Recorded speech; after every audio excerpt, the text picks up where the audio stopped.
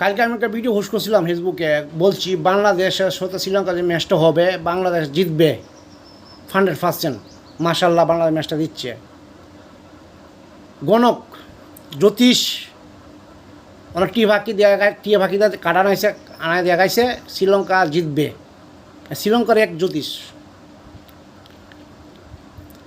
জ্যোতিষ গণক যদি বলতে পারে তার মৃত্যুটা কবে হবে, কত তারিখ হবে, কটার সময় হবে, তে আছে না তাকে বিশ্বাস করা যায় আমার ভবিষ্যতে কী আছে না আছে সে গণ্য বলতে পারবে।